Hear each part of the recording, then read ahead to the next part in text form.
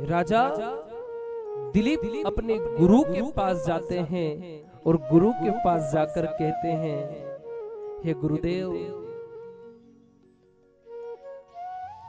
पीढ़ियां बीत चुकी है पर हमारे यहाँ कोई ऐसी संतान उत्पन्न नहीं हो रही है जो स्वयं गंगा मैया को प्रकट करके ला सके। ऐसी कोई संतान उत्पन्न नहीं हो रही है। हमें ऐसी संतान चाहिए जो स्वयं गंगा मैया को यहाँ पर प्रकट करके ला सके। ऐसी संतान कोई हो तो बता दो।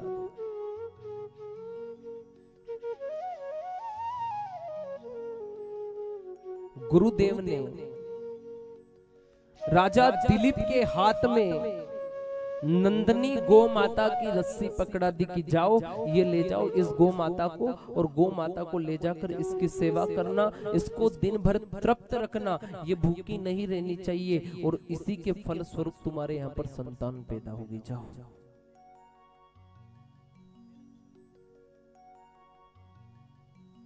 इसी के फल स्वरूप संतान पैदा होगी तुम्हारे यहाँ पर।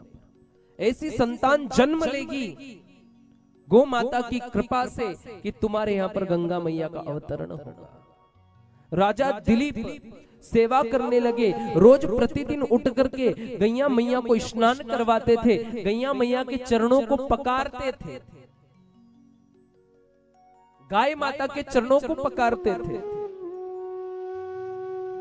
सारा कार्य छोड़ करके गौ माता के चारण के लिए ले जाते थे, गौ माता को चराने के लिए ले जाते थे।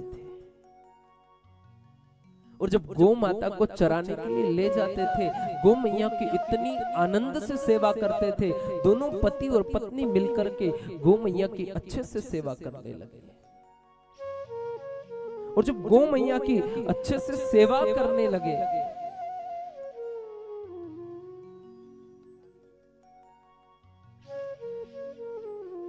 एक समय जंगल में वह गैया मैया को चराने के लिए जाते हैं। और जब गैया मैया को चराने के लिए जाते हैं, जो गौ माता गुरुदेव ने दी थी सेवा के लिए, उस गौ माता के ऊपर एक दिन जंगल में सिंह प्रहार करने लगता है। और जब सिंह प्रहार करने लगता है, तब राजा दिलीप हाथ जोड़कर सिंह के सन्मुख खड़े हो जाते हैं।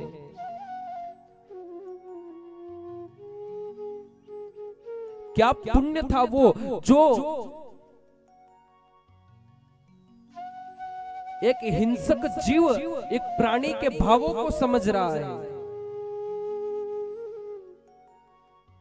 आज इंसान इंसान को नहीं समझ पाता है, लेकिन वह हिंसक जीव सिंह दिलीप की भावनाओं को समझ रहा है। राजा दिलीप सिंह से कह रहे हैं कि हे सिंह, मैं जानता हूं तुम भूखे हो, मैं जानता हूं कि तुम्हें भोजन चाहिए, तुम्हें आहार चाहिए, तुम्हें तुम्हारा पेट भरना है, मैं जानता हूं। पर हे सिंह, कृपा करो, दया करो, और अगर तुम्हें तुम्हारा पेट भरना है तो ये राजा दिलीप तुम्हारे सन्मुख खड़ा है। अगर तुम्हें तुम्हारा पेट भरना है और आहार करना है तो मुझे मार लीजिए, लेकिन मेरी नंदनी गौ माता को छोड़ दीजिए। नंदनी गौ माता को छोड़ दीजिए, मेरे गुरु का प्रसाद है ये गौ माता, इसको छोड़ दीजिए।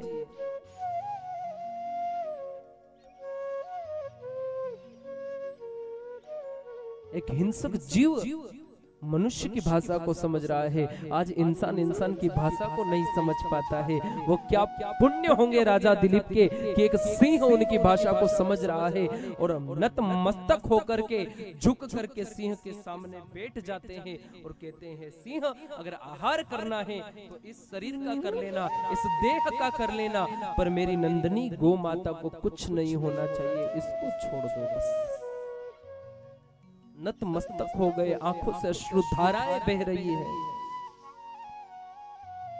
सिंह गैया मैया के ऊपर प्रहार नहीं करता है, राजा दिलीप के ऊपर भी प्रहार नहीं करता है, और सिंह फिर से चला जाता है। सिंह चला जाता है, और जब जाता है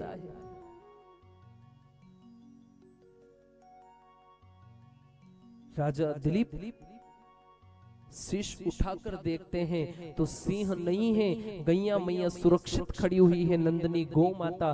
तब गौ मैया से प्रार्थना करते हैं राजा दिलीप कि हे मैया, ये कैसी लीला थी आपकी, ये क्या हो रहा था मेरे साथ। तब नंदिनी गौ माता कहती है कि राजा दिलीप, तुमने मेरी सेवा तो करी, लेकिन मैं परीक्षा ले रही थी कि शायद तुम मुझे छोड़ सकते हो या नहीं छोड़ सकते हो। अपने प्राणों को संकट में देख करके तुम किसके प्राण बचाना उचित समझते हो, तुम मेरे प्राण बचाना उचित समझते हो या खुद के प्राण बचाना उचित समझते हो।